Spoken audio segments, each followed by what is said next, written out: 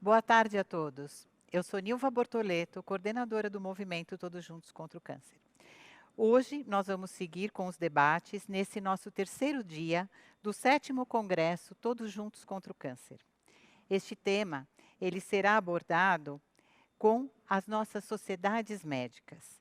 E eles vão falar sobre o futuro da oncologia no Brasil, de acordo com a visão das sociedades médicas relacionadas. A função da sociedade médica vai além de orientar os seus associados quanto às práticas de suas relações profissionais. Os tempos modernos exigem respostas ágeis e inovadoras. A pandemia mudou a saúde no Brasil. O trabalho em equipe é o principal caminho para criar uma sociedade melhor para todos. Pensando neste cenário, os líderes das sociedades médicas irão apresentar as suas expectativas para o futuro da oncologia no Brasil. Então, para melhor falarmos a respeito, eu chamo agora os nossos ilustres convidados. Hoje nós vamos ter conosco a doutora Clarissa Matias. Ela é doutora em medicina pela Universidade Federal da Bahia, possui MBA em Gestão da Saúde pela Fundação Getúlio Vargas e é atual presidente da Sociedade Brasileira de Oncologia Clínica. Seja muito bem-vinda, doutora Clarissa. Também apresento o Dr. Rodrigo Nascimento Pinheiro. Ele é cirurgião oncológico, formado pelo Instituto Nacional do Câncer, o INCA, mestre em ciências pela Escola Paulista de Medicina, Unifesp, e atua como diretor nacional de defesa profissional da Sociedade Brasileira de Cirurgia Oncológica. Dr. Rodrigo, seja muito bem-vindo. E o Dr. Arthur Ascioli, que possui graduação em Medicina pela Universidade Federal da Bahia e residência médica pelo Instituto Nacional do Câncer, o INCA, e atualmente ele é presidente da Sociedade Brasileira de Radioterapia. Dr. Arthur, também seja muito bem-vindo. Agradeço muito a presença de vocês nesse nosso painel. E para iniciar a nossa conversa, eu quero chamar a doutora Clarissa para compartilhar conosco a visão da Sociedade Brasileira de Oncologia Clínica. Bom, boa noite a todos. Eu gostaria muito de agradecer o convite. Para mim é um prazer muito grande estar aqui. Eu parabenizo a cada um dos membros do Todos Juntos contra o Câncer. E a grande preocupação desse momento é a pandemia, né? A pandemia mudou toda a nossa vida e eu trouxe para vocês aqui quais as ações da SBOC na pandemia e mais tarde nós vamos poder discutir aspectos específicos.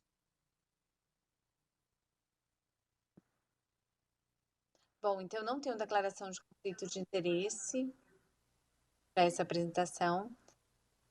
E aqui, o que a gente pode ver é que durante todo o momento, nós estamos tendo estratégias de enfrentamento. Então, especialmente, né, lidando com câncer, nós temos um risco entre o equilibrar, né, o medo da Covid-19 e as terríveis consequências de quem não vai tratar o câncer, né, no tempo adequado.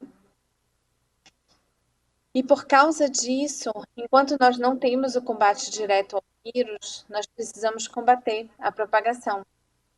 Então, o que nós temos feito na SBOC é um reforço muito grande de programas de educação de pacientes, né, nas consultas, nas mídias sociais, com algumas recomendações específicas em relação à redução de circulação de pessoas nas clínicas e hospitais, estímulo à telemedicina, como eu vou mostrar para vocês.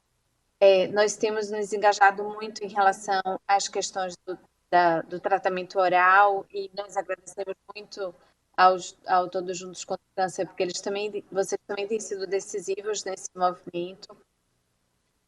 Nós temos recomendado espaçamento de tratamentos quando possível, modificações de esquemas.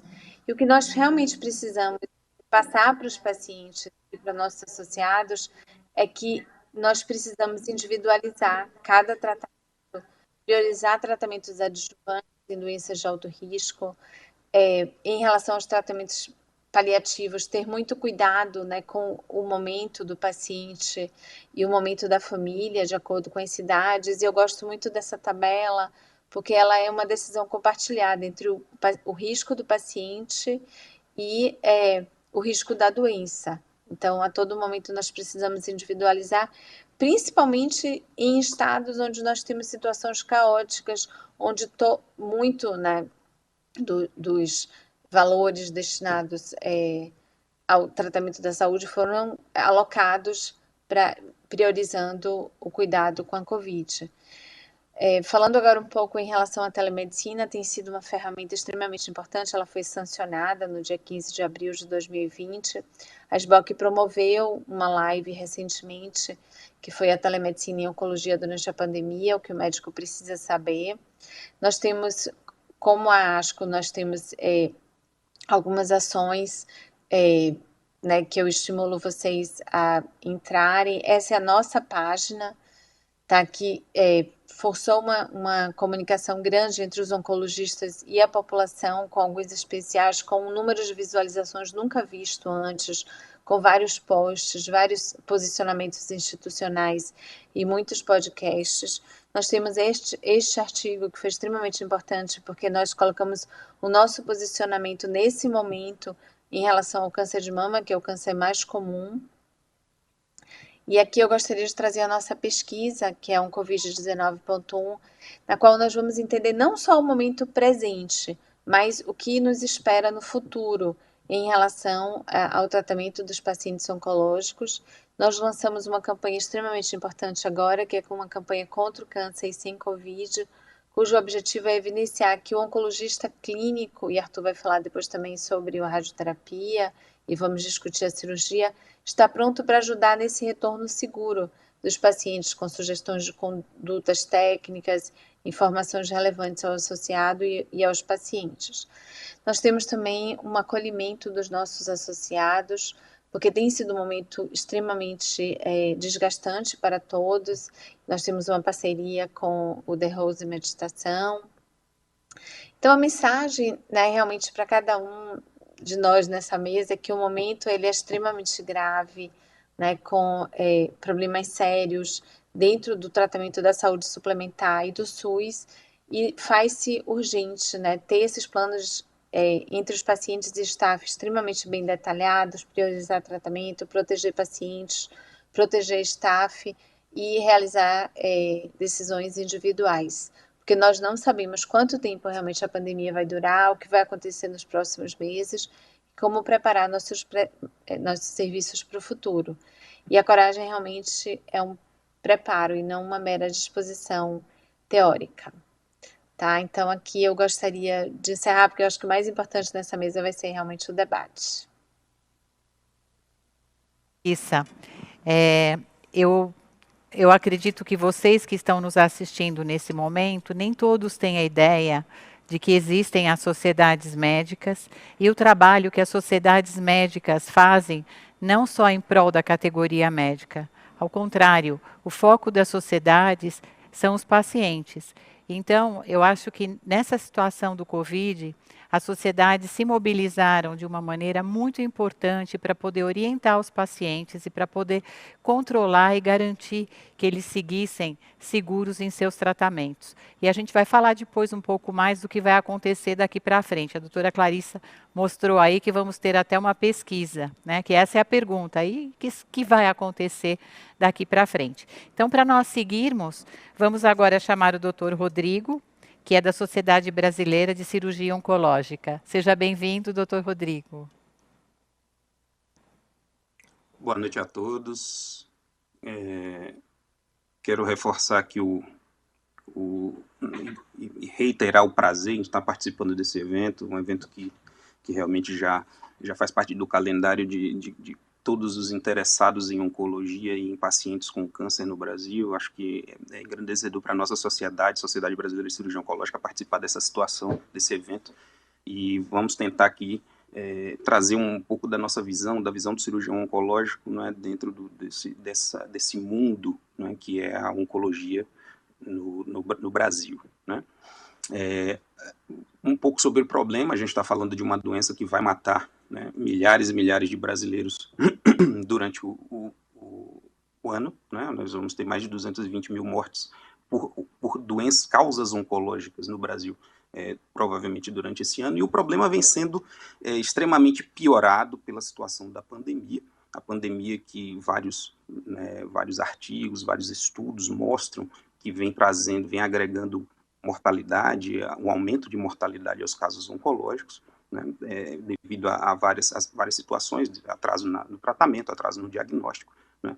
Se nós fizermos uma avaliação rápida, de acordo com os estudos que já existem na literatura médica, no Brasil nós já temos uma previsão de 220 mil mortes por câncer esse ano, nós podemos ter um incremento de até 57%, isso significaria mais 125 mil mortes adicionais nesse montante que já é extremamente vultoso e expressivo, né? Lembrando aqui que o câncer não é uma doença somente, é uma situação, é um grupo, uma família de enfermidades extremamente vasta, né? E que ela começa, na verdade, ao nascimento, né? E ao nascimento nós temos a exposição aos fatores de risco, apesar de ser genético, o câncer, em sua maioria, né, ele é esporádico, ele não é familiar, ele não é herdado dos seus antecedentes. Ele na verdade, uma interação, fatores de risco ambientais, em sua maioria, com a predisposição genética. A doença começa a se desenvolver, ela adota uma fase pré-clínica e, posteriormente, passa uma fase pré-clínica, uma fase clínica, onde você tem sintomas, sinais e sintomas da enfermidade em si. Por que eu estou trazendo isso? Para que a gente entenda que esses são 3 momentos, são 3 oportunidades de ação, né? Nós temos uma primeira oportunidade de ação na prevenção primária, onde nós evitamos a exposição aos fatores, né, que são cancerígenos, né, são carcinogênicos.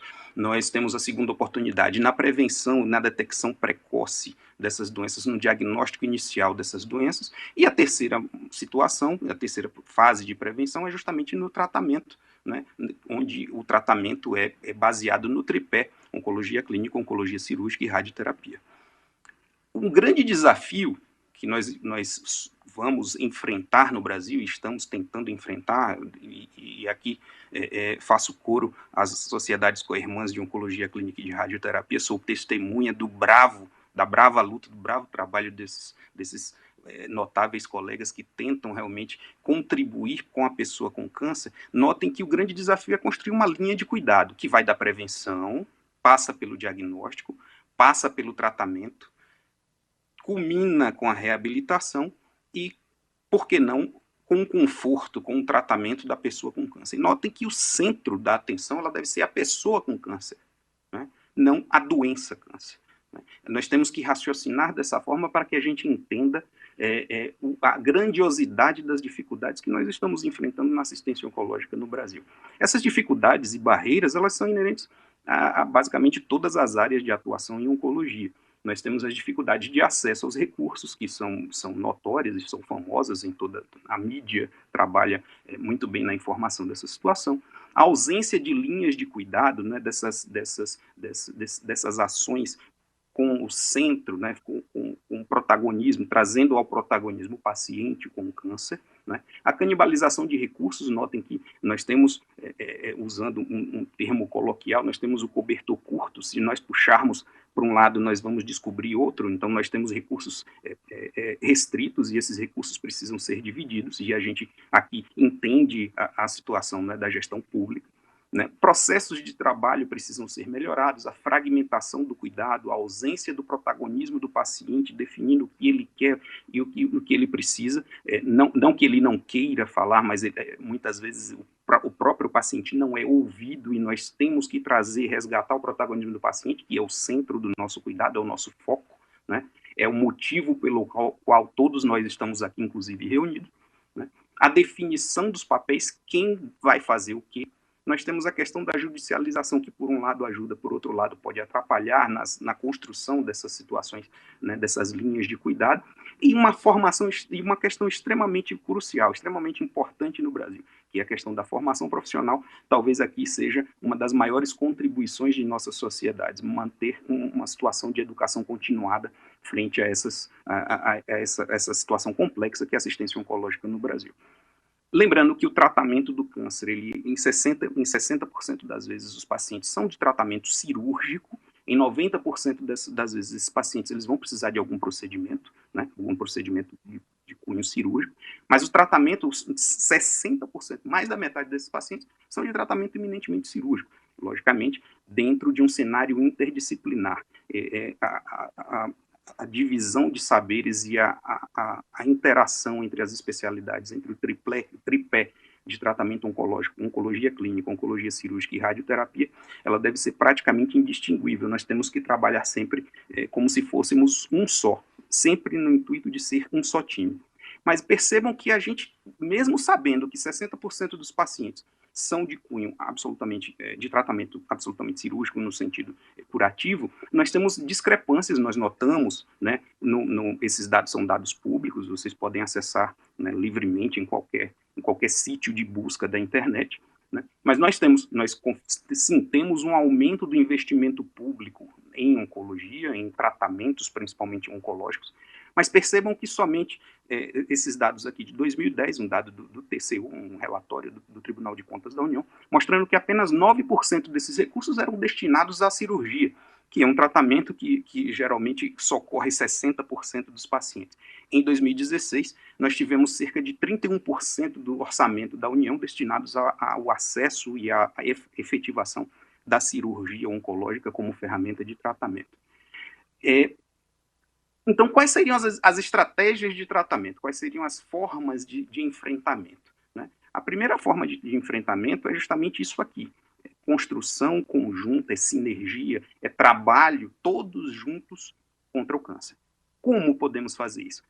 Eu dividi, a grosso modo, em três pilares. Né? O primeiro pilar é o foco no paciente, que é o nosso principal objetivo, através da prevenção, do acesso ao cuidado e do cuidado qualificado. Não é somente entregar cirurgias, não é somente entregar quimioterapias ou radioterapias, é entregar assistência qualificada, adequada, que vai agregar qualidade de vida e chance de cura aos nossos pacientes.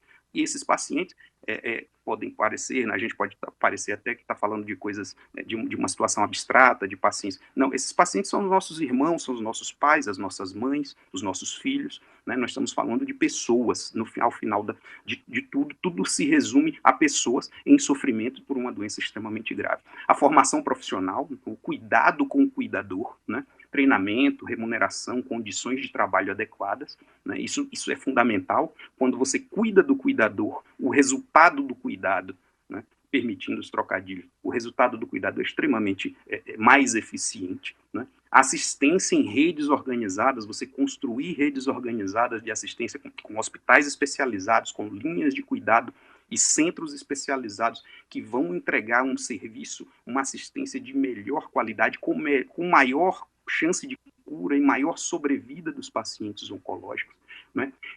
Isso tudo faz parte de uma construção. Essa estrutura ideal, ela é uma construção contínua. Ela passa por ciência, ela passa por assistência prática médica, prática em oncologia, baseada em evidências, onde você deve levar em conta a experiência e a formação profissional, as características individuais de cada paciente, a melhor evidência, as melhores pesquisas científicas disponíveis e as expectativas do paciente. Isso somado à estrutura de assistência, estrutura profissional, com condições de trabalho adequadas, há um estudo de demanda com obediência às necessidades dessa demanda e a construção de linha de cuidado, isso vai nos levar a uma melhora nessa condição da assistência oncológica no Brasil. Então, esses problemas, eles são complexos e eles exigem, logicamente, soluções complexas. Mas qual é esse caminho? Na nossa opinião, na minha opinião pessoal e também na opinião da Sociedade Brasileira de Cirurgia Oncológica, e creio que na opinião também das co-irmãs, que vamos conferir isso nos debates, o ensino e formação continuada, isso deve ser perseguido de forma exaustiva, a gente não pode parar de implementar o conhecimento dos nossos profissionais, porque a ciência está mudando de forma frenética e o cuidado em oncologia, ele acompanha a evolução científica. Né? pesquisa, né, para que a gente possa trazer cada vez mais ferramentas no tratamento da oncologia, no tratamento dos nossos irmãos, filhos, mães, pais, né, as linhas de cuidado da prevenção aos cuidados paliativos. Entendam que a gente foca muitas vezes no tratamento, mas a gente esquece que a grande oportunidade naquela linha de tempo da oncologia, uma grande oportunidade de evitar ou tratar doenças cancerígenas, seria justamente evitando a exposição aos fatores de risco, com prevenção adequada. Isso a gente faz na escola, quando a gente chega no hospital, a gente já está atrasado, a gente faz na escola e em casa, né, educando os nossos filhos. Né. O equilíbrio do orçamento e dos investimentos públicos nas diversas modalidades terapêuticas da oncologia, o cuidado com o cuidador e, na minha opinião e na opinião da Sociedade Brasileira de Cirurgia Oncológica, a construção da assistência baseada em centros especializados em oncologia, que entregam, com certeza, maior chance de cura em menor tempo de assistência, porque o cuidado, geralmente, nos centros especializados é mais célere, segundo vários e vários estudos que são disponíveis em toda a literatura. Então, o que devemos fazer, além de tudo isso, é justamente isso que estamos fazendo aqui. Nós, todos juntos, discutindo, criando e achando saídas para um problema extremamente complexo, que é o câncer, né? Todos juntos contra o câncer. Essa é a melhor forma de construirmos uma saída, né, para esse problema extremamente grave, extremamente preocupante. Obrigado, em nome da Sociedade Brasileira de Cirurgia Oncológica, eu agradeço mais uma vez. Boa noite. Muito obrigada, doutor Rodrigo. Sabe que eu comentava num outro painel que eu sinto uma falta das palmas, eu tenho que olhar para lá, né? Eu sinto uma falta das palmas, mas é excelente. Eu acho que é isso. Temos que buscar não ficar doentes, né? Se ficamos, que sejamos diagnosticados muito rapidamente e que tenhamos o melhor tratamento. Então, para terminar as apresentações, antes de entrarmos aí nos nossos debates, vou chamar o doutor Arthur para falar um pouco da radioterapia aí no cenário, né? Nesse cenário complexo que é a oncologia no Brasil. Saudações a todos. Um grande prazer hoje estar presente aqui, compartilhando essa mesa com a Sociedade Brasileira de Oncologia Clínica e Cirurgia Oncológica. A gente realmente tem feito um trabalho cooperativo muito grande, acho que não só no enfrentamento diário do câncer, com a abordagem multidisciplinar, mas também no trabalho institucional, que acho que só juntos realmente a gente consegue alcançar esse desafio que é combater o câncer de forma organizada. A gente vai falar um pouquinho de radioterapia do Brasil, né? E essas são manchetes que mostram o grande desafio que a população brasileira enfrenta com dificuldade de acesso para tratamento básico, inclusive, né? Então, você vê que em diversas cidades do país a gente tem dificuldade de acesso, e um estudo que a Sociedade Brasileira de Radioterapia participou calculou em 2016, 5 mil mortes diretamente relacionadas à falta de radioterapia. Isso considerando basicamente 5 tipos de tumores: colo de útero, mama, próstata, câncer de pulmão e câncer coloretal. Ou seja, 5 mil pessoas morreram diretamente por não ter tido acesso à radioterapia em 2016. Isso é uma coisa muito, muito relevante, né? Quando a gente vai pensar que a radioterapia é um dos tripés do tratamento do câncer, né? Ela pode ser tratada, pode ser usada tanto de forma curativa quanto paliativa, com uma contribuição de sobrevida que pode chegar a 40%, né? A contribuição aí, o doutor Rodrigo compartilhou da cirurgia, né? Em 60% dos casos, mas assim, com 49% de benefício em sobrevida, e os tratamentos sistêmicos alcançando 11% de sobrevida. E o custo do tratamento unitário, né, obviamente essa é uma referência relativamente antiga, mas à época cerca de 5% do custo unitário estava diretamente relacionado à radioterapia. Por que a gente fala isso? Quando a gente vai analisar, esses são slides também um pouquinho antigos, mas é mais conceitual, quando a gente vai analisar a evolução do gasto de oncologia no país, no Sistema Único de Saúde, os tratamentos sistêmicos acabam tendo uma predominância no investimento, quando a radioterapia e a cirurgia, com impactos relevantes na sobrevida, acabam não tendo todo esse impacto. Não estamos dizendo aqui que não se deva tratar pacientes com quimioterapia, longe disso, né? Mas a gente realmente precisa ter uma avaliação um pouco mais objetiva e criteriosa de como gastar o recurso. A gente sabe que é um recurso finito e ele tem que ser gasto com a inteligência e com o planejamento. Eu estou trazendo para vocês aqui dados publicados em 2018 do Ministério da Saúde, mostrando a distribuição dos equipamentos no país. A gente tem um desequilíbrio na distribuição dessas máquinas, né, com essas máquinas mais condensadas aqui no Sudeste e no Sul do país, cerca de 363 aceleradores disponíveis no ano de 2018 e ainda com 20 unidades de cobaltoterapia, equipamentos realmente com pelo menos mais de 20 anos de funcionamento e com limitações técnicas importantes, né? Se a gente for analisar a necessidade que a Organização Mundial de Saúde estabelece de uma máquina para cada 300 mil habitantes, a necessidade ficaria em torno de 695 máquinas, então quase metade das máquinas faltando. Se a gente vai para o SUS, né, a gente vê que disponíveis temos somente 252 equipamentos, todos os cobaltos, ou seja, as piores máquinas estão no Sistema Único de Saúde e ainda assim uma distribuição privilegiando o Sul e o Sudeste. No SUS essa carência é um pouco mais expressiva do que na saúde privada. Esse é um mapa que foi feito numa das publicações recentes aí da Interpharma, mostrando que 75,2% das regiões de saúde, o Brasil ele é dividido em regiões de saúde, não tem equipamento de radioterapia. Obviamente que a gente não defende que toda região de saúde tenha equipamento de radioterapia, mas isso provoca uma necessidade de deslocamento muito grande e corrobora aquela informação que a gente compartilhou agora de uma concentração de equipamentos na região sul e sudeste e também nas capitais do Nordeste. E o interessante é que mesmo tendo poucos equipamentos, a realidade desses equipamentos também não é uma realidade muito boa. A gente tem aqui no ano de 2018 cerca de 33% dos equipamentos dos aceleradores lineares estariam obsoletos e quase 40% no SUS. E surpreendentemente, no ano de 2021, metade das máquinas vão estar obsoletas. O que são máquinas obsoletas? São aqueles equipamentos que não estão mais sob a supervisão dos fabricantes. Então, acesso a partes, né, a peças para manutenção e a própria manutenção faz com que esses equipamentos não tenham um desempenho de funcionamento, vivem quebrando, né, e obviamente complicando ainda mais o acesso do tratamento desses pacientes.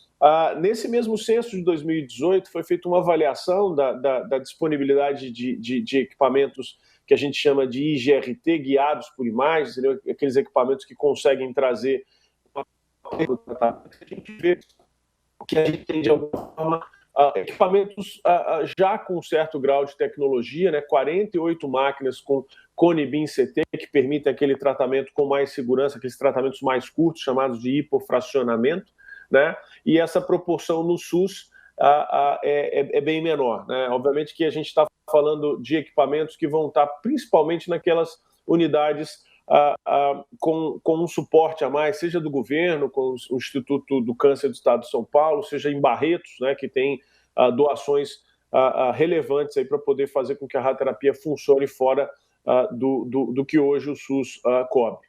E esse gráfico é um gráfico extremamente importante, que ele mostra a média de deslocamento dos pacientes no SUS para tratamento. Então, o paciente viaja cerca de 72 quilômetros, né, para poder ter acesso, em média, e obviamente que se ele não tiver hospedado na cidade de tratamento, ele vai e volta todos os dias. E a gente tem locais como Roraima, com deslocamentos que podem chegar a 1.600 quilômetros e Amapá 1.500 quilômetros, que são locais que não têm equipamentos para tratamento do radioterapia. E olha o grande vazio assistencial que a gente tem. Obviamente que nessa região de cá, a gente está falando de floresta, mas no centro-oeste aí realmente deslocamentos expressivos para poder ter acesso ao tratamento de radioterapia. E o governo se mexeu, né, em 2012, maio de 2012, foi feita uma portaria para uma expansão de equipamentos, né, inicialmente 80 aceleradores lineares, 80 soluções de radioterapia, aqui foi ampliado para 100 soluções de radioterapia, e em abril de 2020 a gente tinha somente 30% dos aceleradores instalados. Então, assim, isso traduz que é um cenário de extrema complexidade. Os movimentos eles têm que ser feitos de forma muito bem planejada, porque o tempo para a solução ele não é imediato, não é igual aquela estrutura em saúde que precisa de ambulância, você vai, compra, a ambulância começa a funcionar. Aquele serviço que precisa de um raio-x, você compra o raio-x e ele começa a funcionar. Para vocês terem uma ideia, para montar um serviço de radioterapia do zero, otimistamente a gente precisa entre 2 e 3 anos para tratar o primeiro paciente. Né? E é fato também que a radioterapia, o acesso à radioterapia, está diretamente relacionado à economia, então países como os Estados Unidos, o Japão e a Alemanha vão ter realmente mais acesso a tratamento, coisa que não é tão expressiva em China, Índia e Brasil. Né? Então, se a gente tem um modelo econômico mais estabelecido, com crescimento econômico, certamente a indústria da radioterapia vai acompanhar esse desenvolvimento. Então, qual que é a agenda hoje da Sociedade Brasileira de Radioterapia? Nós estamos buscando a sustentabilidade para a radioterapia, entender que não pode ser uma estrutura que dependa exclusivamente de vontades e momentos isolados, aí, como aconteceu em 2012, do governo. Né? E a gente tem que trabalhar tanto no curto quanto no longo. Para isso, a sociedade hoje está conduzindo o projeto RT 2030, que é um plano de desenvolvimento da radioterapia para a próxima década, porque a gente imagina realmente que as soluções elas têm que ser feitas pensando no longo prazo e com ações paulatinas e consistentes para que a gente consiga chegar lá com segurança. Convidou a Fundação Dom Cabral para poder nos ajudar nesse processo, e é interessante que trouxemos todos os atores da radioterapia para o cenário. Então, o Ministério da Saúde, Gabinete de Segurança Institucional por conta da questão da radiação, Comissão de Energia Nuclear, Instituto Nacional do Câncer e também as empresas que estão trabalhando no setor, tanto as empresas que produzem equipamentos como as empresas que dão manutenção, além da Associação Brasileira de Física Médica e a própria Sociedade Brasileira de Terapia. Então, dentro do planejamento, o diagnóstico e o banco de dados, infraestrutura, tecnologia, gestão e administração, aspectos regulatórios, econômico, financeiro e recursos humanos. A gente hoje está bem avançado, já estamos na fase de processamento dos dados e possivelmente em novembro de 2020 vamos ter uma publicação do relatório que, sem sombra de dúvida, vai ajudar em muito, tanto o planejamento público quanto o planejamento privado, para que, de alguma forma, a gente consiga ajudar num crescimento sustentável da radioterapia nacional. Então, assim, esses são os slides que eu tenho a apresentar nesses meus 10 minutos. Eu queria deixar o site da sociedade à disposição para quem estiver nos assistindo, dizer que lá a gente tem mais informações sobre o projeto RT 2030 e tanto o e-mail da sociedade quanto o meu e-mail pessoal disponível para quem quiser mais informações e quem quiser estabelecer alguma interlocução, né, com o objetivo de ajudar no crescimento e no desenvolvimento da radioterapia brasileira. Muito obrigado. Muito obrigada, doutor Arthur. Nós já vamos conversar, eu tenho aqui só uns recadinhos. Então, para você que está nos assistindo, você pode fazer as suas perguntas aqui pelo chat, na plataforma, e aí nós vamos encaminhar para os nossos palestrantes. Você também, que tem Twitter, que tem Facebook, você faz seus comentários, coloca o hashtag Movimento TJCC, e aí você acompanha a sua postagem em relação a esse debate. Nos intervalos dos painéis, você também pode visitar a área dos patrocinadores, o TJCC Social, também temos os desafios, e você vai navegar pela plataforma, você vai fazer networking e também vai concorrer a prêmios. Então, agora nós vamos conversar um pouco. A situação é complexa, né? Nós somos um país em desenvolvimento, nós temos uma série de desafios. E eu queria saber de cada um de vocês, começando pela doutora Clarissa, considerando hoje a gente teve ainda uma pandemia que complicou bastante, acho que todos os setores da saúde. Vocês também têm um conhecimento bastante amplo de como as coisas acontecem nos outros países, né? Eu queria saber como que vocês veem os desafios para tratar o câncer no Brasil. Acho que temos que falar de hoje e no futuro. Como vocês enxergam isso? É difícil, Bom, né? Tem que eu pegar acho, uma bola de cristal.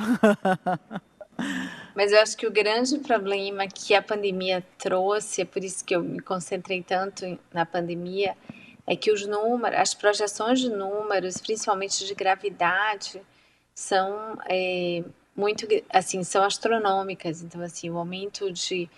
Nós vimos num crescente, inclusive no Brasil, com programas, né, de controle, que mesmo no sistema público, eles né, estavam sendo bem desenhados, com linha de cuidado e tudo isso.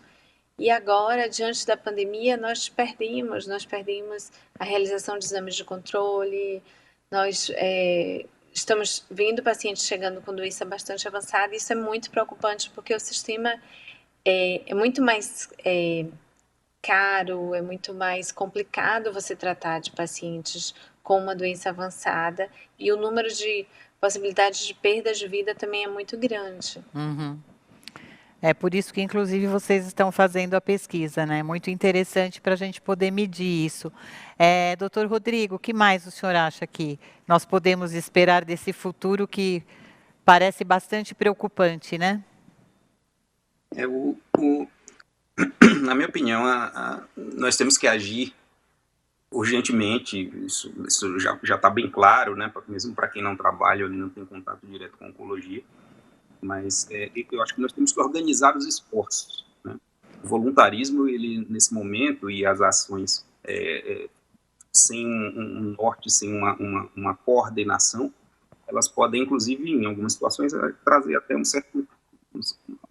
atrapalhar em algumas situações. Eu acho que o foco tem que ser acesso ao paciente, qualificação da assistência, e qualificação da assistência a gente faz basicamente com a pesquisa, educação continuada e organização de redes de atendimento. O Arthur foi extremamente brilhante, aliás, ele tem essa característica de apresentar sempre muito bem as suas ideias. Ele mostrou um gráfico do próprio Ministério da Saúde, onde nós vivenciamos vazios assistenciais absurdos do Brasil. Regiões extremamente importantes em tamanho e em população, sem assistência em radioterapia, sem assistência coordenada em oncologia clínica, em cirurgia oncológica. Isso leva à necessidade de deslocamentos extremos, né? Isso leva a uma dificuldade de acesso, a demora no acesso. A gente sabe que em oncologia tempo é vida, né? Então temos essa série de ações e essa série de problemas que devem ser estudados e atacados de forma conjunta e com ações efetivas, né, e eficientes. Uma outra situação realmente é a prevenção. A gente foca muitas vezes, isso é extremamente natural, não só no Brasil, como em outros países do mundo, a gente foca no tratamento, na prevenção terciária, né? A gente foca na cirurgia oncológica, na quimioterapia, nas terapias sistêmicas, a gente foca muito também na radioterapia, só que a gente esquece do básico, prevenção, né? Evitar tabagismo, atividade física, cuidados com a alimentação, e uma série de situações que podem ser levadas às nossas crianças ainda na escola. Uhum. Então, nós precisamos pensar fora das nossas áreas, né, de nossas zonas de conforto, e tentar imaginar a assistência da prevenção em linha de cuidado, da prevenção aos cuidados paliativos, passando também por uma questão muito séria, que é a da humanização do cuidado. Uhum. Muito interessante, doutor. Realmente, acho que para países como o Brasil, a prevenção primária e o diagnóstico precoce são imprescindíveis. Acho que a gente melhora os desfechos, economicamente fica mais viável, né? Doutor Arthur, e aí? Conte-nos. Como que você vê aí na sua bola? Conta o que você vê na sua bola de cristal. A bola de cristal é difícil, assim. Eu acho que a gente, de alguma forma, está amadurecendo demais a forma que a gente trabalha com o problema, né? O Rodrigo, ele é bem também feliz quando fala que o momento não é um momento de voluntarismo, né? Então, a maior parte das iniciativas que aconteceram no passado, elas de alguma forma estavam direcionadas a impressões que talvez não correspondessem absolutamente com a realidade, né? Então, só uma ideia, o Brasil, na América Latina, ele contém exemplo, 40% dos equipamentos, né? Aqueles 363 aceleradores aí já viraram 409 nesses últimos anos, até final de dezembro de 2019. E o problema que a gente vive aqui é um problema meio que linear, né? Eu tive contato recente, na última semana, com colegas do México, colegas da Argentina, colegas da Colômbia, e a dificuldade é mais ou menos a mesma.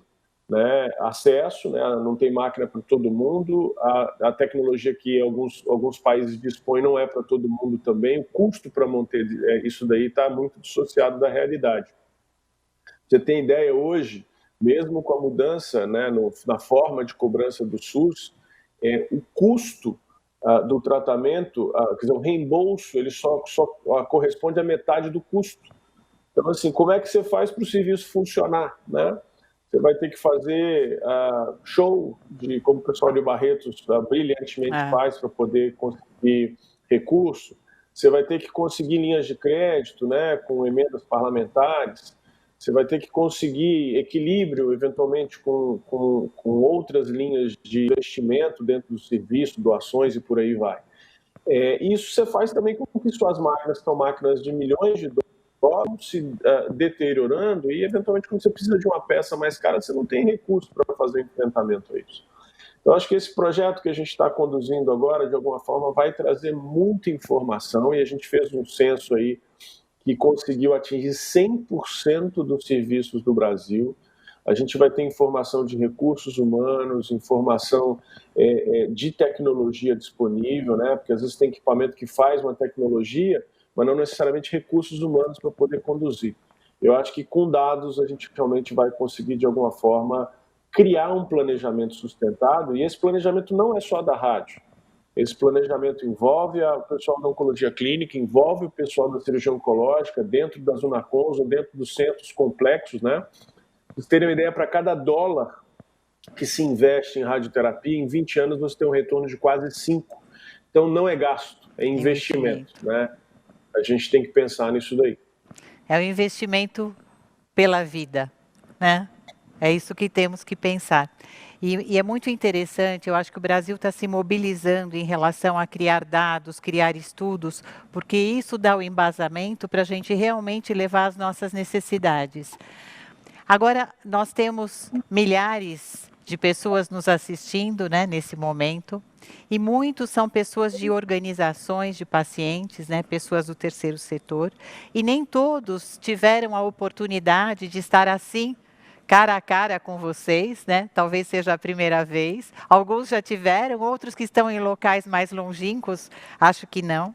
Então, fazendo a voz, né, dessas organizações, como que vocês acham que as sociedades médicas poderiam trabalhar próximo à sociedade civil, ou vice-versa, né, sociedade civil organizada próximo às sociedades médicas, para a gente atuar em todas essas pautas que nós estamos discutindo?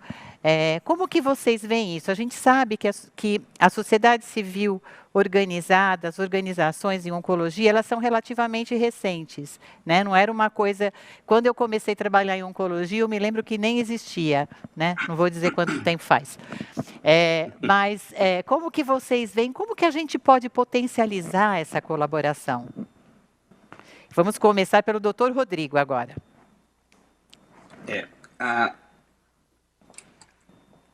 A participação das sociedades médicas, eu julgo ser essa participação fundamental, porque nós vamos fornecer, baseado naquilo que nós fazemos de melhor, que é ciência e educação continuada, tanto para o nosso associado quanto para o público de um modo geral, nós vamos fornecer um embasamento, né? O conhecimento, na verdade, é poder, quando você fala de necessidade de decisão. Essa é a grande situação em que nós enxergamos uma participação realmente vultosa das sociedades médicas nesse enfrentamento, fornecendo informações, tentando organizar os pensamentos e organizar as ideias. Muita coisa que as pessoas acham que é nova em termos de ideia ou em termos de atitude já foi feito, já foi testado, já não deu certo. Tem muita coisa que a gente acha que não dá certo, que não foi testado e a gente precisa testar. né? E essa organização e esse direcionamento de esforços, eu acho que isso sim é o grande papel das sociedades médicas. A sociedade civil, sinceramente, eu não vislumbro uma dicotomia, uma separação entre o governo ou os governos em todas as suas esferas, né, municipal, estadual ou federal, lembrando que o SUS ele é descentralizado, então nós temos obrigatoriamente que ter essa discussão tripartite quando a gente fala em investimento público, né? Eu não vejo separação entre os esforços do governo, ou não, pelo menos essa separação não deveria acontecer, entre os esforços do governo, da sociedade civil e do terceiro setor e das sociedades científicas, né, das quais nós fazemos parte, né? Então, a grande resposta para essa pergunta, a grande resposta para essa situação já está justamente na logo e no slogan do organizador desse fantástico evento, né? Todos juntos contra o câncer. Bom, doutor. Doutor Arthur, dê a sua perspectiva. Como que você vê aí? O que podemos fazer ainda melhor do que fazemos? Eu acho que a gente já está no caminho certo, tá? Eu estou no final da minha gestão começou em 2017, acaba em 2020, e eu digo que a gente está hoje interagindo de forma bem objetiva com todas as associações relevantes aí de pacientes, tá? Eu acho que conduzir só trabalhos técnicos, acadêmicos, científicos que a gente costuma fazer, por melhor que eles sejam, eles não vão ter vamos dizer, a altura, né, do grito que a gente tem que dar se a gente não tiver com as associações de pacientes envolvidos. Isso a gente já tem aí diversos cases no país mostrando que é o caminho correto de se fazer. E essa aproximação através de eventos como esse é fundamental, né? Hoje a gente faz parte aí do board do TJCC e com muita honra a gente tem participado das reuniões. Eu acho que é um movimento contínuo, né? E de grão em grão a gente certamente vai criar uma força que vai ajudar a sensibilizar quem realmente toma as decisões aqui nesse país. Então, assim, eu vejo que é uma coisa que começou e que só se fortalece a cada dia. Muito bom, doutor, muito obrigada. Doutora Clarissa, conte-nos da sua visão. Agora, você como presidente da sociedade nesses últimos 2 anos, né, que pegou justamente essa fase tão tumultuada, onde os pacientes se movimentaram muito, né, com a pandemia, conta pra gente, qual a sua visão em relação a essa parceria? Eu acho que essa parceria ela é fundamental, ela foi fundamental. Eu assumi, na verdade, vai fazer 1 ano ainda. É Mas verdade. logo em janeiro, nós tivemos a oportunidade de apresentar vários dossiês à Agência Nacional de Saúde e a sociedade civil ela estava lá junto conosco. Verdade. Então, acho que é extremamente importante essa parceria, esse cuidado, né, de um grupo em relação ao outro, envolvimento. Nós temos realmente alinhado muito o discurso junto com vocês, porque o que interessa no final do dia é cuidar bem do paciente.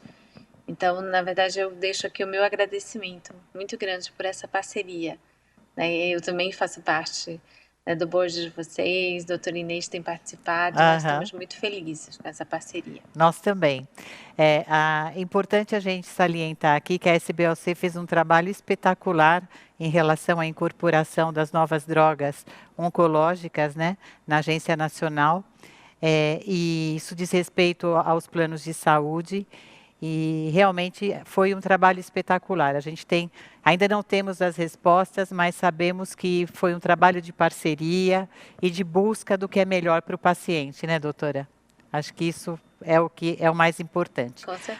Agora, vamos fazer o seguinte, nesse momento, nós temos aqui na nossa frente o novo ministro da Saúde. Nós já temos ministro da Saúde, né? Já foi divulgado. O que nós vamos falar para ele? O que é que nós esperamos das nossas autoridades sanitárias em relação ao câncer, né? Eu sei que cada um de vocês, dentro da sua especialidade, tem as experiências, tem a visão do paciente, mas quem sabe ele resolva nos assistir nesse momento, né?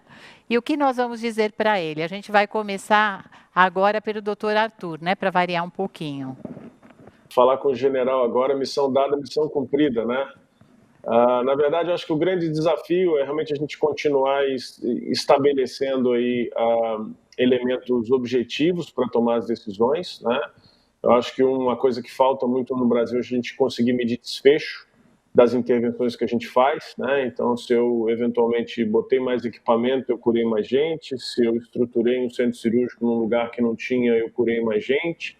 Ou eu trouxe mais qualidade de vida. Então, eu acho que, de alguma forma, a gente precisa tentar instrumentalizar os resultados das intervenções que têm sido feitas. Eu concordo com o Rodrigo de que investir em prevenção é fundamental, é mais barato, né? Mas se a gente não fizer o uso racional do recurso, a gente não vai nem conseguir prevenir, nem vai conseguir tratar esses pacientes. Então, assim, acho que uma demanda para esse novo ministro é que, ministro, por favor, seja técnico, ouça os seus especialistas, né? Consulte as sociedades médicas, a gente sempre esteve disponível e vai continuar disponível para poder instrumentalizar vocês com toda a informação de qualidade para que as decisões sejam tomadas baseadas em realidade, né? E que a gente possa ajudar a medir os desfechos para mostrar que essas decisões estão sendo tomadas de forma adequada. Muito bom. Doutora Clarissa.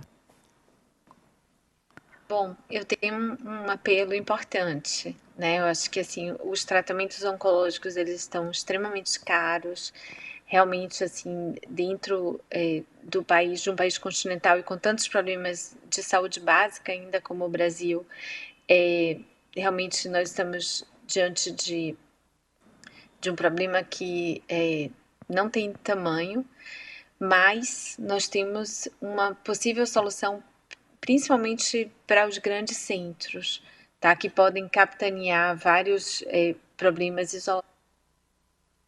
A pesquisa clínica. Então, nós temos um projeto de lei que está tramitando. Então, por favor, ministro, nos ajude. Né? Nós temos como trazer tratamentos de ponta para o país através das pesquisas clínicas. Então, acho que isso é extremamente importante. Muito importante, doutora Clarissa. Inclusive, hoje já foi comentado o tema. E, assim, a pesquisa clínica para o paciente oncológico é uma forma de tratamento, inclusive, né? É uma forma de acesso, principalmente num país como o nosso. E a gente precisa regulamentar. Se a lei é perfeita ou não é, não importa, mas a gente precisa regulamentar. Depois se pode aperfeiçoar, mas é importantíssimo mesmo, um bom ponto. Doutor Rodrigo, qual é a sua mensagem para o ministro que está nos assistindo agora? É difícil falar depois, né, da Clarissa e do Arthur, eles dois experts. É por isso que eu vou revezando, né? Não é à toa que eu fico circulando, né? Já abordaram né, situações extremamente cruciais da assistência. E eu acho que é justamente isso. O Arthur lembra muito bem a questão do equilíbrio do investimento, e aí eu lembro, né, que a cirurgia que participa em 60% dos tratamentos, entregando aí 49% das oportunidades de cura em oncologia, a gente recebe em torno de um quarto ou pouco mais de um quarto do investimento do Ministério da Saúde dos investimentos públicos em oncologia. Não tô, em momento nenhum estou dizendo para diminuir investimentos ou as ações nas outras áreas, nos outros pilares da oncologia. Muito pelo contrário. Mas a palavra equilíbrio, ela tem que ser repetida como um mantra dentro do Ministério da Saúde. Eu sou testemunha que existem quadros dentro do Ministério da Saúde que devem ser exaltados. Existem pessoas ali dentro extremamente comprometidas, extremamente competentes, que conhecem a realidade da oncologia nacional e que trabalham diuturnamente na tentativa de resolver esse problema complexo. E, na minha opinião, eu acho que o grande caminho da oncologia brasileira, visando justamente a questão da pesquisa, que a Clarissa lembrou tão brilhantemente, a questão do equilíbrio e do investimento racional, que o Arthur cita tão brilhantemente, eu acho que é a única situação onde nós podemos reunir todas essas atitudes de forma eficiente, entregando não só serviços, mas serviços de qualidade. Lembrando que qualidade em oncologia significa vida, né? A gente aumenta as chances de cura. A única chance é a gente construir redes de atendimento, centros de atendimento, aos moldes do que a gente já existe, mas aumentar essas redes em distâncias equilibradas, né? Levando a assistência oncológica qualificada ao nosso público, evitando os vazios assistenciais e esses deslocamentos gigantescos, e qualificando principalmente o serviço que é entregue, né? Muito bom. Construção de redes e linhas de cuidado. Muito bom, doutor Rodrigo. Olha, nós temos 1 minuto cada um para fazerem as suas considerações finais antes de nós abrirmos as perguntas para o público. Então, vamos começar agora pela doutora Clarissa. Aí a gente vai circular o doutor Rodrigo, o doutor Arthur, vocês já falam na sequência. Então, eu gostaria de parabenizar o TJCC. Eu acho que é importante nós pararmos esses momentos e discutirmos, né, todos esses assuntos, porque somente dessa maneira nós conseguimos, né, nesse futuro mais próximo, cuidar do paciente da melhor maneira possível. Então, agradecer muito e parabenizar. Doutor Rodrigo? Indo os passos da Clarissa, eu só gostaria de agradecer, colocar a Sociedade Brasileira de Cirurgia Oncológica à disposição de quem queira contribuir e de quem queira participar das nossas ações, que nós temos um grupo forte trabalhando em ações sociais, aí tentando ajudar e fazer o nosso papel também em frente, junto, né, à nossa população, e enaltecer atitudes como do Todos Juntos contra o Câncer, que se mostra realmente uma liderança fundamental dentro do cenário da oncologia nacional, e dizer que nós precisamos realmente de mais ações como essa, coordenadas, né, orientadas em um mesmo sentido, que é o que todos nós aqui estamos desejando, que é garantir uma assistência célere e de qualidade para o paciente oncológico no Brasil. Muito bom. Para fechar, doutor Arthur. Então, dizer que eu estou muito feliz e muito honrado, tá? A gente tem trabalhado de forma muito coordenada com oncologia clínica e com cirurgia oncológica. Eu acho que a gente vê uma sinergia grande aqui nessa mesa, né, de trabalho colaborativo, estruturado. Dar os parabéns mais uma vez pela iniciativa, né? Eu acho que a gente consegue chegar a um público muito qualificado e muito heterogêneo, que de alguma forma consegue repercutir aqui esses conceitos importantes. E eu queria usar um termo que o meu filho Caio fala muito, ele é adolescente, né? Tamo junto contra o câncer. É isso aí. Muito obrigado. Agora nós vamos ver as perguntas, né, que nós estamos recebendo do público. Então vamos abrir agora as perguntas ao público. Gostaria muito de agradecer a presença de todos, especialmente da doutora Clarissa, do doutor Rodrigo, do doutor Arthur. Nós sabemos o quanto a agenda de vocês é complicada, né? Sabemos dos desafios aí de cuidar dos pacientes. Muito obrigada por vocês estarem conosco, por vocês disponibilizarem as suas agendas. Estamos muito satisfeitos. Nós agradecemos muito em tê-los no movimento, dentro do Conselho Estratégico. E aí eu quero agradecer a todos vocês, todos que nos assistiram, que nos prestigiaram, aqueles que interagiram. E vocês fiquem atentos, porque nós vamos ter novos painéis hoje, que começa às 17h30. Muito obrigada. Olá, pessoal, boa tarde. Vamos aqui fazer o nosso debate com aqueles que estão nos vendo ao vivo. Boa tarde, doutora Clarissa. Boa tarde, doutor Arthur. Boa tarde, doutor Rodrigo. Sejam bem-vindos a essa sessão interativa. Eu tenho que fazer uma pequena correção quando eu fiz as minhas apresentações, que eu esqueci de falar, que o doutor Arthur, ele também é diretor de radioterapia do Grupo Oncoclínicas, e a doutora Clarissa também trabalha no Grupo Oncoclínicas como médico oncologista na Clínica NOB. Então, esclarecido isso, vamos para as nossas perguntas.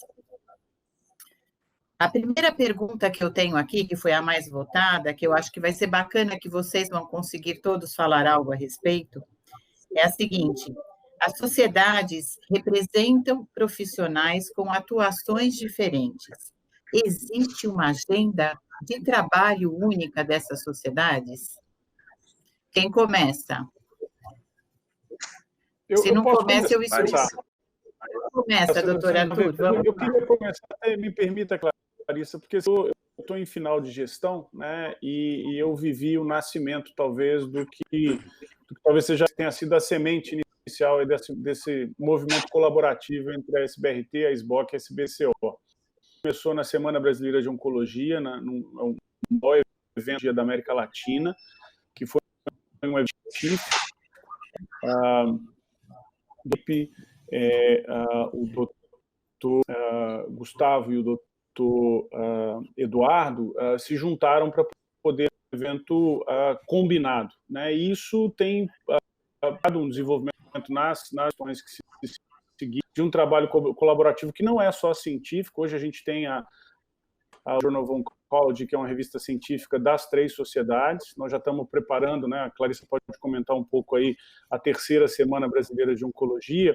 E essas agendas científicas, elas estão agora se misturando com agendas institucionais, né? Para um trabalho, assim, não dá para olhar só para o seu umbigo, né? O câncer, ele é trabalhado e é tratado de forma multidisciplinar, e as nossas ações institucionais têm sido feitas. Obviamente que isso ainda tem muito para poder crescer e evoluir, para amadurecer, mas a resposta é sim, a gente tem uma agenda que está cada vez mais forte, colaborativa, não é, Clarissa? Exato. Bom, boa tarde a todos. Boa tarde, Nilva. Boa tarde, Rodrigo, Arthur. É um prazer muito grande estar aqui ao vivo com vocês.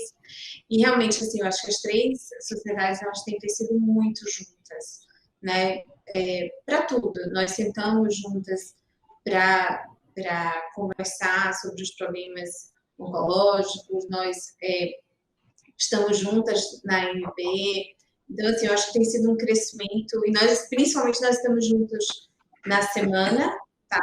Tem sido um sucesso cada vez maior, né? E aí traduz muito o que é você tratar o paciente oncológico de uma maneira multidisciplinar. E na BJO, que realmente tem ganho um corpo muito grande, nosso editor-chefe hoje é o Dr. Jorge Sabaga, que é da USP, e tem feito um trabalho fantástico na BJO. Doutor Rodrigo, tem algo a acrescentar?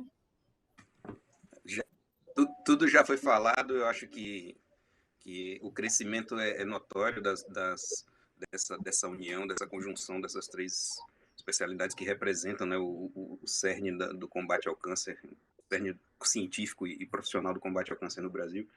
E nos honra muito, né? Agora eu falo institucionalmente pela SBCO, me foi facultado esse direito nesse momento. Nos honra muito participar com a oncologia clínica, com a radioterapia, desse movimento e dessas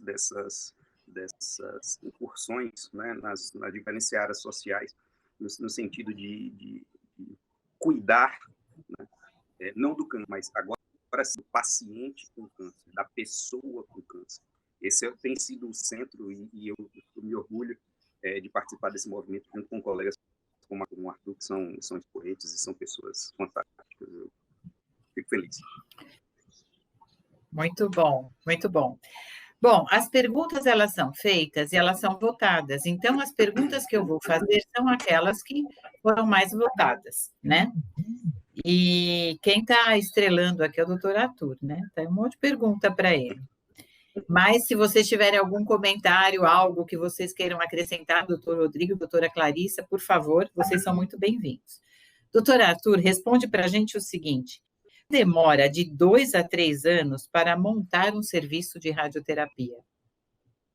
Vamos lá. Um serviço de radioterapia, ele precisa de um bunker, que é uma casa-mata, né, onde a gente coloca a máquina. Ele tem paredes de quase 2 metros de concreto, né? Então, a gente tem aí pelo menos uns 6 a 10 meses para a construção do bunker, a preparação dele, para a estrutura de ar-condicionado, de eletricidade e tudo. Depois disso, você tem que instalar a máquina. A instalação da máquina, até que não é tão demorada aí, em torno de 60 dias, a gente instalar a máquina. Depois de instalar a máquina, você tem que comissionar, medir ela. Depois que tiver tudo pronto, a gente tem questões de ordem regulatória, de legislação, equipe, né?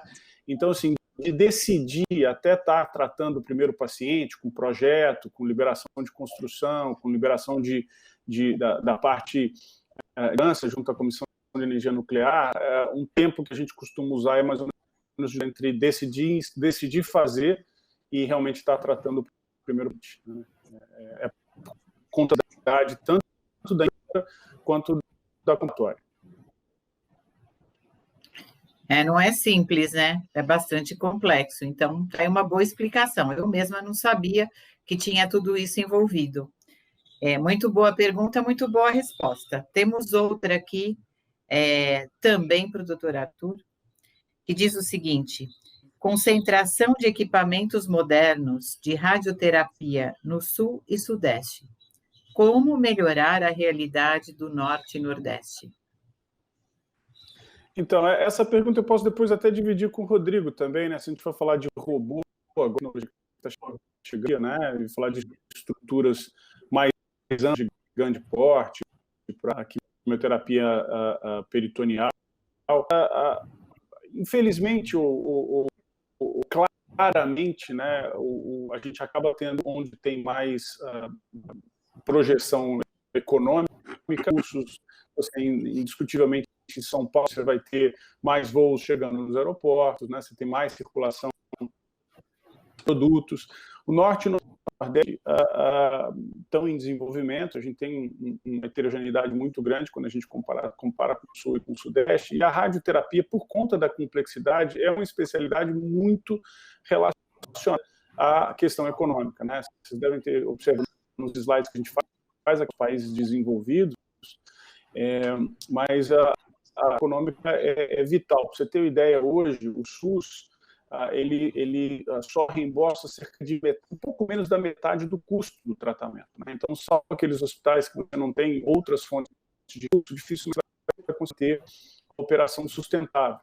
Então, como é um investimento alto, né? Hoje uma máquina de radioterapia custa entre $1,5 milhão, com dólar aí a 5,50 que bateu hoje, né? Salvo também os impostos e tudo, é muito difícil se manter uma operação extremamente custosa com a margem de financiamento curta. Né? Então, acho que a resposta é econômica. A gente não consegue dar a velocidade e imprimir aí o desempenho para poder virar. Mas isso é o atraso que a gente teve aí no projeto das 8 agora 100 máquinas. 2 anos e a gente não tem mais ainda instaladas. Perfeito. Entendi. É uma situação bastante complexa mesmo para ser resolvida. Acho que o Rodrigo podia comentar da questão do robô também, né, da infraestrutura, porque assim, eu sei que as grandes cirurgias, grande porte, normalmente elas vêm para grandes centros também, né, por conta de UTI, né, e de diagnóstico também. Isso impacta na operação Norte e Nordeste também, né, Rodrigo? A grande questão aí é a questão de maturidade. Né? Eu acho que a palavra que define bem essas discrepâncias regionais, além do fâmico que você brilhantemente citou, que não vale a pena a gente esmiuçar, porque cada região tem sua realidade, nós vivemos dentro de vários Brasis. Né?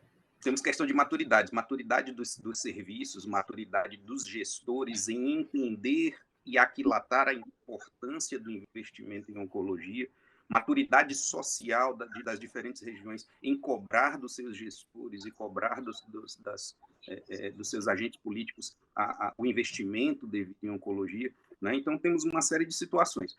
A concentração no Sul-Sudeste, ela passa por uma questão histórica de concentração no início, de concentração também de conhecimento, de formação científica, mas hoje nós já temos profissionais gabaritados em todas as regiões. Cada estado, eu posso citar aqui, em cada estado, pelo menos 5, 6 cirurgiões capazes de desempenhar brilhantemente cirurgias de grande porte, sem a necessidade de transporte de pacientes, de translado de pacientes para outras regiões. Então, o que falta hoje realmente é uma distribuição de estrutura. Eu acho que a gente evoluiu, está ocorrendo realmente essa descentralização da assistência, mas ela ainda tem que galgar outros patamares para que a gente possa ficar tranquilo e confortável e acreditar que as pessoas possam ter as mesmas chances independentemente do lugar onde moram. Muito bom, doutor Rodrigo. É isso, né? Nosso trabalho é esse, é garantir que todos tenham direito ao tratamento, ao acesso ao tratamento. Ainda bem que nós somos persistentes e vamos seguir nesse caminho. Agora eu tenho uma pergunta que não está endereçada, mas eu vou começar com a doutora Clarissa, e depois, se vocês tiverem algo a acrescentar, vocês fiquem à vontade. Embora a pergunta comece falando de radioterapia, eu acho que a doutora Clarissa pode nos ajudar.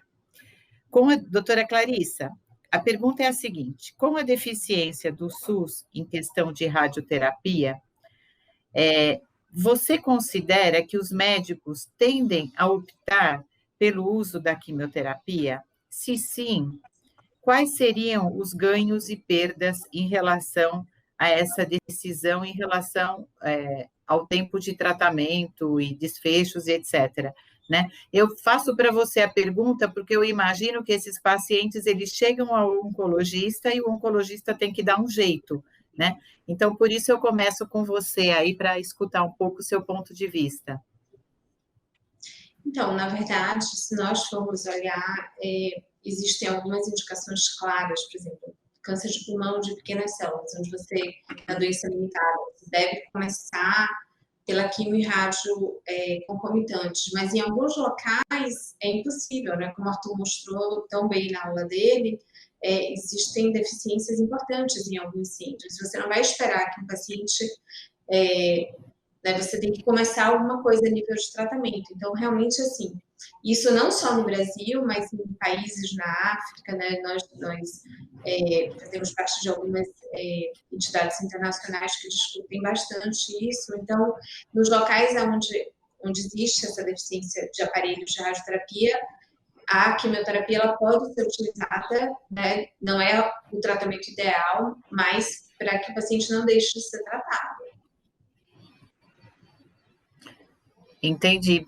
Doutor Arthur, doutor Rodrigo, querem fazer algum comentário? Eu acho que nessas horas, né, a gente acaba trazendo uma responsabilidade, né, que não deveria ser dele, né? A gente imagina de dificuldade que a gente tem para poder tomar decisões do tipo, e aí eu trago uma outra perspectiva.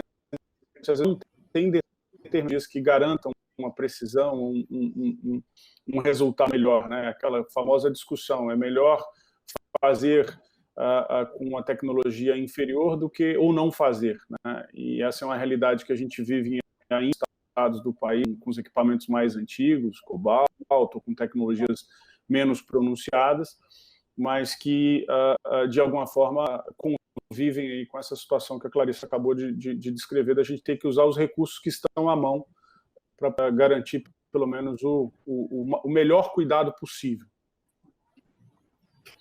Ótimo. Doutor Rodrigo, quer comentar algo? Concordo 100% com tudo que foi dito. É uma questão de tentativas, né?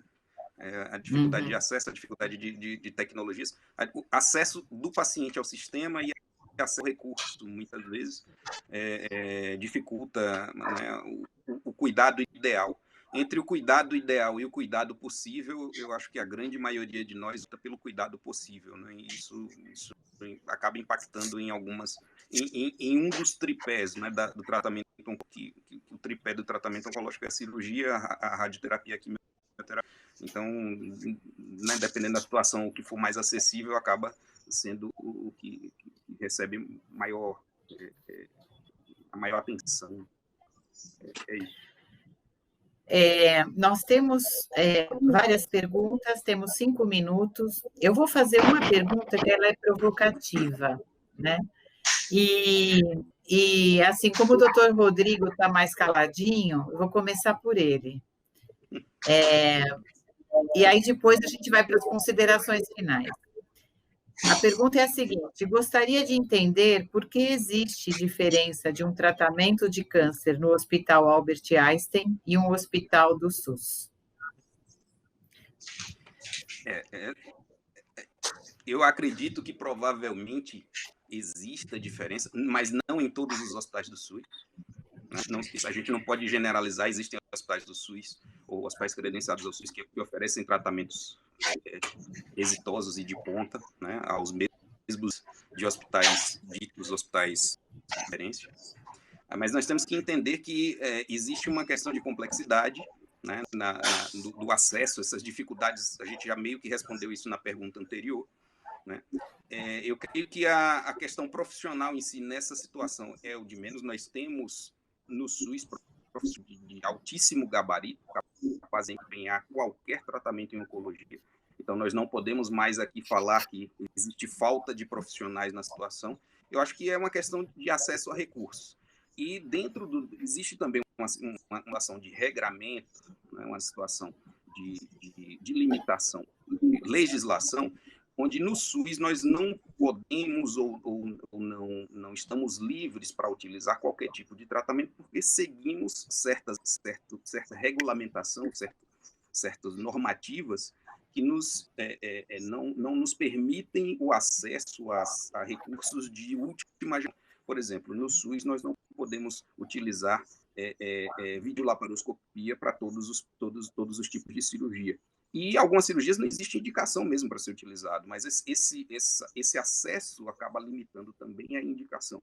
E eu acho que isso ocorre em outras situações, como em alguns tipos de radioterapia mais avançadas, que tem equipamentos de ponta, em alguns tipos de tratamento da oncologia clínica, como imunoterapia, como terapias-alvo, né, cujos os custos e as regulamentações ainda não estão disponíveis em ampla escala, em larga escala, dentro do Sistema Único de Saúde. Lembrando que o sistema é único, né? E ele tem que ser de saúde. A gente tem que entender que os recursos desses ao Sistema Único, eles precisam ser divididos, né? Não só para a oncologia, mas para outras enfermidades de relevância. E essa divisão, essa alocação de recursos é que deve ser o cerne do nosso investimento aqui em termos de pensamento e de reflexão. Nós temos que investir, como disse o Arthur na fala dele, fantástico, nós temos que investir de forma inteligente, né? E esse investimento é que realmente responde, né, a todas essas perguntas, inclusive essa pergunta da diferença da assistência na rede pública. Ok, muito bom, doutor Rodrigo. Doutor Arthur, quer comentar alguma coisa? Se quiser, já comenta e já pode fazer suas considerações finais. Eu queria a gente sabe que existe uma desproporcionalidade de acesso às últimas tecnologias, né? Eu acho que o grande problema é que a gente não mede resultado. Eu acho que a gente precisa analisar todas as decisões, né, em oncologia e mostrar que as intervenções elas não são custos. Então, a gente tem um estudo internacional que mostra para cada dólar que você investe em radioterapia, você tem um retorno em 20 anos da ordem de $4, né? Em pessoas que continuam e que produzem e retornam para a sociedade de alguma forma. E dar os parabéns aqui pela iniciativa do TJCC. Eu acho que a gente tem que usar esse primeiro toque, vamos devolver a bola também para trabalhar de forma coordenada, né? Sociedades médicas, sociedade civil, para a gente fortalecer esse movimento do câncer aí, para conseguir trazer informação, trazer resultado, para mudar o horizonte da assistência oncológica no país, né? Não buscar resultados de curto prazo. Se a gente for brigar a curto prazo, certamente a gente vai continuar incutindo no mesmo erro, né?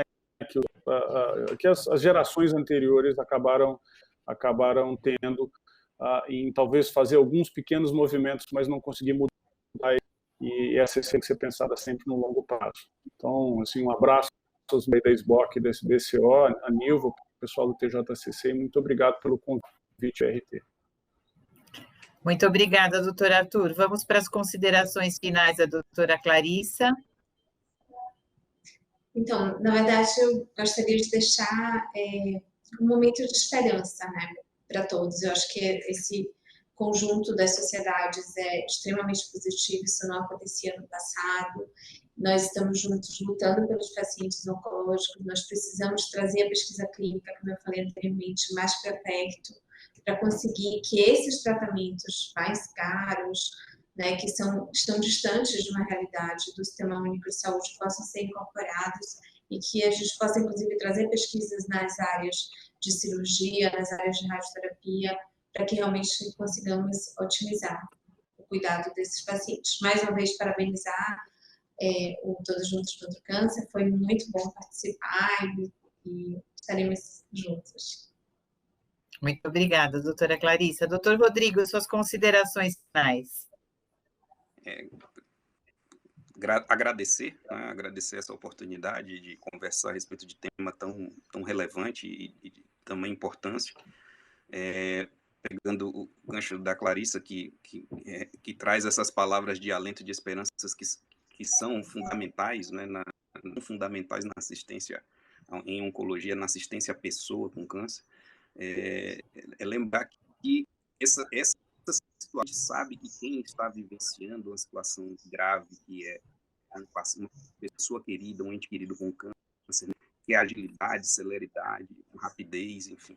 Mas nós não podemos esquecer que esse movimento que nós estamos instituindo, ele é um movimento semelhante a uma maratona, não é uma corrida, né, de 100 metros, é um movimento que tem que continuar com ritmo, com frequência, com constância, e esse movimento que passa pela junção das sociedades científicas, médicas, mas principalmente por esse diálogo com a sociedade civil organizada, né, por essa atividade social pungente e com pressão, né, social, sem pressão, para que os atores sejam, que os atores realizem os seus trabalhos. Eu acho que isso é fundamental. E Nilva, vocês do Todos Juntos contra o Câncer, vocês estão de parabéns, porque esse é o caminho. Eu acho que nós temos que mostrar que estamos, o que queremos, o que precisamos, mas também temos caminhos. E a gente está aqui, enquanto sociedades científicas, que falam aqui, principalmente pela SPCO, nos disponibilizamos para tentar achar esses caminhos em conjunto com todos. Eu acho que esse é o único caminho, todos juntos, né, realmente, contra o câncer. Muito bom. Quero muito agradecer a doutora Clarissa, o doutor Arthur, o doutor Rodrigo pela participação no painel. Foi muito importante nós termos esse painel aí das sociedades. Acho que foi muito importante todos conhecerem um pouco do trabalho que vocês fazem, é muito mais do que isso. E eu encerro aqui o nosso painel, agradeço a assistência de todos que estão na sua casa, no seu escritório ou na clínica, que passaram essa 1h20 conosco. Espero que tenhamos contribuído de alguma maneira. Uma boa tarde a todos e uma boa tarde para vocês, doutor Rodrigo, Arthur e doutora Clarissa. E olha, vamos seguir, que tem muita coisa boa ainda no Congresso. Gente, muito obrigada, uma boa tarde a todos. Boa tarde. Um abração.